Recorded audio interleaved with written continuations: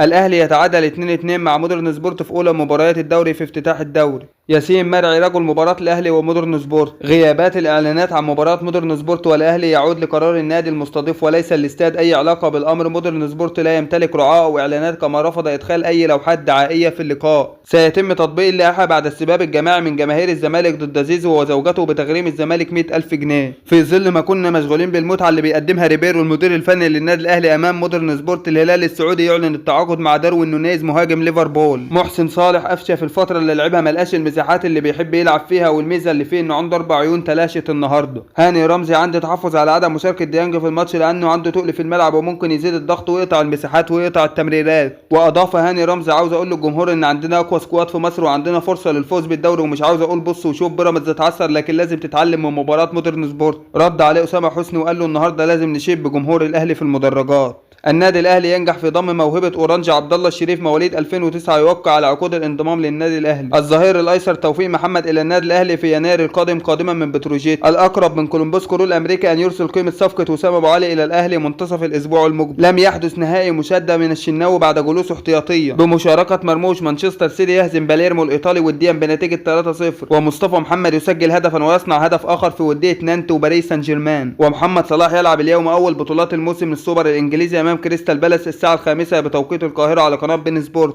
مباراة الاهلي القادمة مع فاركو يوم الجمعة المقبلة 15 اغسطس في تمام الساعة 9 مساء بتوقيت القاهرة. محمد يوسف المدير الرياضي للنادي الاهلي يطبق لائحة العقوبات على اللاعبين بعد التعادل امام مودرن سبورت 2-2 في اولى مباريات النادي الاهلي في الدوري المصري. دوري ابطال افريقيا الاهلي يواجه الفائز من ايجن نوار البورندي واساس الجيبوتي في اولى مباريات دوري ابطال افريقيا. بداية مشوار علي معلول اليوم مع الصفاقسي بمواجهة الترجي الجرجيسي اليوم الساعة 6:30 بتوقيت القاهرة. تصريحات نارية من ريبيرو مدرب الاهلي بعد التعادل 2-2 مع مودرن سبورت في افتتاح الدوري. قال خوسيه ريبيرو المدير الفني للاهلي ان الفريق توفرت له فرص عديدة امام مودرن سبورت في اللقاء الذي جمع الفريقين ضمن منافسات الجولة الاولى من بطولة الدوري المصري الممتاز. واكد خلال المؤتمر الصحفي ان الجهاز الفني كان يتوقع صعوبات عديدة من بداية الموسم، وكان هناك استحواذ وفرص عديدة لم يتم ترجمتها الى اهداف. واوضح ان الاداء تحسن في الشوط الثاني ولكن استقبل الفريق هدفا ثانيا والتعادل بالتاكيد لا يرضي الجماهير. واضاف ريبيرو: سوف نقوم بمراجعة المباراة والوقوف على الأخطاء التي تسببت في الهدفين وبالتأكيد سوف نعمل على حلها. وأكمل ريبيرو الحديث: مشاركة أي لاعب ترجع إلى وجهة نظر الجهاز الفني والجميع قدموا المطلوب منهم، وأنا أفهم ثقافة الأهلي وسعيه إلى المستمر إلى الانتصارات وأقدر مجهود الجميع مع مرور المباريات. ومع مرور المباريات سوف تتحسن الأمور، ولدينا 27 لاعب لن يشاركوا جميعا في مباراة واحدة، ولكن المباريات القادمة كثيرة وسوف يتم الاستفادة من جميع اللاعبين. واختتم ريبيرو المدير الفني للأهلي حديثه بالتأكيد أن فترة الإعداد للموسم الجديد كانت كافية للوقوف على قدرات الجميع، وأن هناك عناصر جديدة انضمت للفريق، وان الجهاز الفني كان يرغب بشدة في الفوز، مشددا على غلق هذه الصفحة والتركيز في المباريات المقبلة. هل من وجهة نظرك سيستمر ريبيرو المدير الفني للاهلي في قيادة الفريق، ولا سوف يتم اتخاذ قرار بإقالة المدرب؟ جميع مباريات اليوم: كهرباء الإسماعيلية يلعب مع الجونة الساعة 6 مساء في الدوري المصري، وفاركو مع انبي الساعة 9 مساء، والبنك الاهلي مع غزل المحلة في الساعة 9 مساء. واولى مباريات كاس السوبر الانجليزي كريستال بالاس مع ليفربول الساعة 5:30 مساء بتوقيت القاهرة. واولى مباريات الدوري التونسي بمشاركة علي معلول الصفاقسي يواجه الترجي الجرجيسي الساعة 6:30 مساء بتوقيت القاهرة. نتائج مباريات امس: مودرن سبورت والاهلي تعادل 2-2، الاسماعيلي وبتروجيت 0-0، المقاولون العرب وزد بفوز زد 2-0، سموحة وطلائع الجيش تعادل 1-1. هل سيستمر ريبيرو المدير الفني للنادي الاهلي في قيادة الفريق وتحقيق دوري ابطال افريقيا وتحقيق الدوري المصري وتحقيق ال5 بطولات مع النادي الاهلي او ال6 بطولات، ولا المدرب سيرحل بعد فترة قصيرة بهذا الاداء؟ ما تنساش الاشتراك في القناة وتفعيل الجرس ليصلك كل جديد.